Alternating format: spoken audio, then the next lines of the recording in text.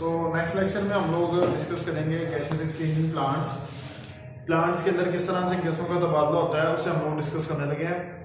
तो basically plants के अंदर कुछ मैकेनिज्म है जो कि गैसेस एक्सचेंज करवाते हैं। उसमें से हम लोग उस गैसियस एक्सचेंज को हम लोग बोलते हैं ट्रांसपरेशन। सबसे पहली बात मैं अगर आपको बता दूं, आपको पता ही है कि प्लांट की सरफेस से अगर गैसों का तबादला होगा तो हम उसे ट्रांसपरेशन का नाम देंगे। अब ट्रांसपरेशन कहां से होती है, मैं यहाँ पे वर्ड लिख देता हूं।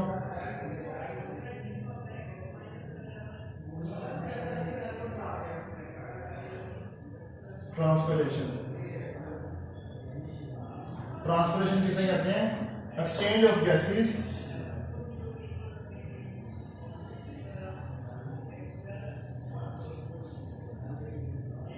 एक्सचेंज नहीं, जैसे इसे कहेंगे द मूवमेंट ऑफ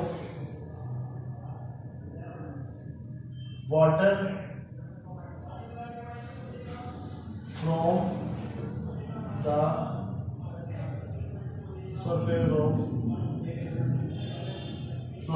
प्लांट की सरफेस से पानी का बेसिकली थोड़ा सा मैं आपको मिसगाइड कर दिया है कि ट्रांसपरेशन डिफरेंट है, सॉरी गैसेस एक्सचेंज डिफरेंट है। कि जो प्लांट की सरफेस से वाटर का मूव करना उसे हम लोग ट्रांसपरेशन का नाम देते हैं। तो यहाँ पे क्योंकि ट्रांसपरेशन और गैसेस एक्सचेंज जो हो रहा है वो प्लांट्स की कुछ स्पेशल जगह से हो रहा है, कुछ स्पेशल पोर्स के थ्रू हो रहा है, जिसे हम लोग स्टोमेटा कहते हैं। स्टोमेटा क्या होता है कि स्टोमेटा स्मॉल ओपनिंग होती हैं, छोटी छोटी सी ओपनिंग होती हैं। कहाँ पे मौजूद होती हैं? यंग लीव्स के ऊपर, उसके अलावा आपके पास यंग रूट्स के ऊपर, यंग शूट्स के ऊपर, यहाँ पे स्टोमेटा मौजूद होते हैं जो कि गैसियस एक्सचेंज के लिए रिस्पॉन्सिबल होते हैं। अगर स्टोमेटा को अगर मैं देखूं तो स्टोमेटा बेसिकली कुछ इस तरह से होते हैं कि ये जो इसके अंदर सेल है इसे हम लोग गार्ड सेल्स का नाम देते हैं। और ये जो ओपनिंग है यहाँ से ओपनिंग होती है और यहाँ से तमाम गैसेस एक्सचेंज होती हैं।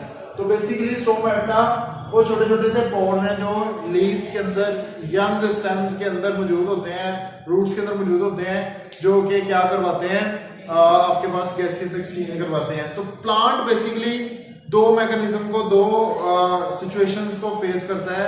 हम लोग तो सिर्फ एक ही सिचुएशन को फेस कर रहे हैं। जैसे हमें पता है हम लोग मोस्टली सिर्फ रेस्पायर कर रहे हैं। जैसे मैंने अभी आपको पिछले लेक्चर में भी बताया कि ब्रीथिंग कर रहे हैं एक हिसाब की, ठीक है, तो ब्रीथिंग ही कर रहे हैं। तो ब्रीथिंग को अगर देखें, लेकिन अगर प्लांट में देखें तो प्लांट में दो मैकेनिज्म चल रहे हैं, फोटोसिंथेसिस और दूसरा रेस्पिरेशन। अगर बात करूं फोटोसिंथेसिस की तो फोटोसिंथेसिस सिर्फ दिन के टाइम चलती है और रेस्पिरेशन डे में भी चलती है और नाइट में भी चलती है। तो अगर बात करूं फोटोसिंथेसिस की तो फोटोसिंथेसिस एक वो रिएक्शन है जिसमें खुराक बनती है, ठीक है, खुराक बनती है। मिसाल के तौर पे जैसे हम सारा दिन काम करते हैं तो हम खुराक बनाते हैं, लेकिन हम खाते दिन को भी हैं और रात को भी खाते हैं। मतलब अपनी एनर्जी के लिए हम दिन को भी खुराक खा रहे हैं और रात को भी खा रहे हैं। तो खुराक मतलब मेहनत करके खुराक जोड़ना, वो हमारे लिए अगर बात करें तो वो फोटोसिंथेसिस हो गया। और सारा दिन खाना और रात को भी खाना और शाम को भी खाना, ये हमारे लिए रेस्पिरेशन हो गया। क्योंकि रेस्पिरेशन वो प्रोसेस है जिसमें एनर्जी, जिस प्रोसेस के थ्रू हम लोग एनर्जी लेते हैं। तो अगर हम लोग यहाँ पे इसे ड्रा कर लें तो आपके पास कार्बन डाइऑक्साइड होता है जो कि आपको एनवायरनमेंट से मिलता है, और वाटर होता है जो जमीन से मिलता है। तो इससे बन जाता है आपके पास ग्लूकोज C6H12O6। यहाँ पे कुछ क्लोरोफिल शामिल होता है और इसके अलावा यहाँ पे सनलाइट, सूरज की रोशनी। तो ये आपके पास यहाँ पे वाटर आ जाएगा और इसके साथ एक और चीज आती है ऑक्सीजन।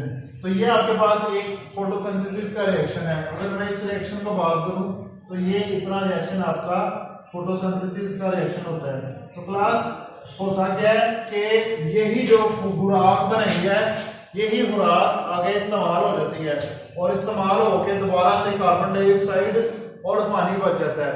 तो अगर मैं बताऊं आप लोगों को कि सिर्फ इतना रिएक्शन जो आपके पास है वो है फोटोसिंथेसिस का, और यहाँ से अगर यहाँ से बात करूं, यहाँ से ग्लूकोज से जो आपका रिएक्शन स्टार्ट हो रहा है और यहाँ तक जो आपका रिएक्शन है, ये आपका रेस्पिरेशन का रिएक्शन होता है, जिसके अंदर वही चीजें जिससे फोटोसिंथेसिस स्टार्ट होती है। देखो कार्बन डाइऑक्साइड और वाटर है, और यहाँ पे भी कार्बन डाइऑक्साइड वाटर है। तो होता क्या है बेसिकली कि दिन के टाइम आपके पास जो रेस्पिरेशन हो रही होती है, उसी की जो चीजें होती हैं, जो आपके पास रिमेनिंग्स होती हैं कार्बन डाइऑक्साइड और वाटर, वही इस्तेमाल होती है फोटोसिंथेसिस के अंदर, और वहीं से जो कार्बन डाइऑक्साइड है और वो वहीं से जो ग्लूकोज है उसी से रेस्पिरेशन होती है। तो ये बेसिकली एक साइकिल बना रहता है दिन के अंदर। तो दिन के अंदर इतनी ज्यादा गैसेस की जरूरत नहीं होती है, सिर्फ पानी जमीन से लिया जाता है। इसी वजह से दिन के टाइम मोस्टली जो स्टोमेटा आपको पता है बंद होते हैं, ठीक है, क्योंकि सारा का सारा जो कार्बन डाइऑक्साइड है ना तो वो बाहर से लेने की कोई जरूरत होती है, ना ऑक्सीजन ज्यादा बाहर से लेने की जरूरत होती है। इनफैक्ट ऑक्सीजन ज्यादा हो जाती है, जिस वजह से प्लांट्स जो है वो अपनी ऑक्सीजन को स्टोमेटा के थ्रू प्लांट से बाहर निकाल देते हैं। अगर हम लोग बात करें और किसी मैकेनिज्म के थ्रू, तो प्लांट्स के पास की मैंने आपको बताया कि हम लोग फोटोसिंथेसिस गैसेस एक्सचेंज करवा सकते हैं स्टेम्स में से, यंग स्टेम में से, इसके अलावा हम लोग करवा सकते हैं लीव्स में से। लेकिन जो मैच्योर स्टेम्स होती हैं, मतलब वो जो बार्क होती है, मेन जो आपके पास तना होता है दरख्त का, उसके अंदर से गैसेस एक्सचेंज किस तरह से होंगी? उसके अंदर छोटे छोटे से सुराख होते हैं, जिसे हम लोग लेंटिसेल्स का नाम देते हैं। लेंटिसेल्स अगर आप अपनी किताब में डायग्राम देखो तो जो एक बार्क है उसके अंदर छोटे छोटे से दाने से बने हैं, और वही दाने से उन्हीं पोर्स के थ्रू क्या होता है कि वहां पे प्लांट्स की जो बार्क होती है, साइडें जो होती हैं, वहां पे गैसेस एक्सचेंज हो रहा होता है। वहां से गैसेस बॉडी के अंदर जाती हैं और बॉडी से बाहर जाती हैं। अगर हम लोग बात करें कि जी जो पौधे होते हैं जो पानी के अंदर रह रहे हैं, एक्वाटिक जो प्लांट्स हैं, वो किस तरह से गैसेस एक्सचेंज करते हैं, तो उसके लिए आपको मैं बता देता हूँ कि जो प्लांट्स हैं जो गैसेस एक्सचेंज करते हैं वाटर के अंदर, उसका कुछ मैकेनिज्म इस तरह से होता है कि प्लांट्स के पास जो वाटर होता है वो उसके अंदर ऑक्सीजन और कार्बन डाइऑक्साइड डिसॉल्व होती है। इसीलिए अगर आप एक मैं मिसाल देता हूँ, बचपन में हम लोग कभी एक छोटी सी मछली लेके आते थे, या कोई मछली बाहर से जो मछुआरे छोटे छोटे से स्कूलों के बाहर वो जो सा ड्रम से लेके बैठे थे जिसमें मछलियां होती हैं, तो उन ड्रमों के अंदर मछलियां नहीं मरती थी, लेकिन जब आप घर में लेके आ गए छोटे से बर्तन में डालते तब मछली मर जाती है, खुद बहुत मर जाती है। उसकी दो वजह होती हैं, या तो आप उसे खुराक नहीं देते हो, और अगर आप उसे खुराक देते हो तो उस वाटर के अंदर जो वाटर वहां पे होता है उसमें ऑक्सीजन नहीं होता, तो जब वो ऑक्सीजन नहीं होगा तो वो मछली मर जाएगी। इसी तरह से प्लांट्स के अंदर भी, प्लांट्स को भी कार्बन डाइऑक्साइड चाहिए।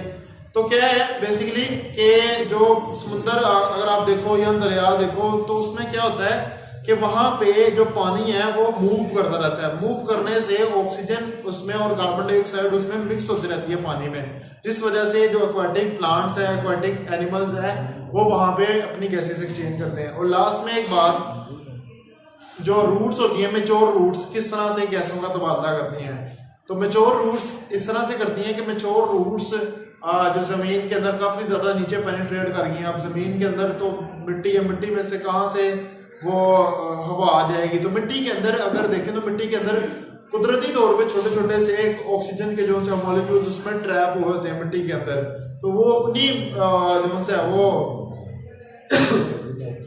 छोटे छोटे मॉलिक्यूल्स के थ्रू ही जो रूट्स हैं, मैच्योर रूट्स, वहां पे अपनी गैसेस का एक्सचेंज करती हैं। तो ये था आपका गैसेस एक्सचेंज इन प्लांट्स। आगे इंशाल्लाह हम लोग अगले लेक्चर में डिस्कस करेंगे गैसेस एक्सचेंज इन एनिमल्स। फिलहाल आज के लिए इतना ही इस लेक्चर में, बाकी बात इंशाल्लाह नेक्स्ट लेक्चर में होगी। Thank you.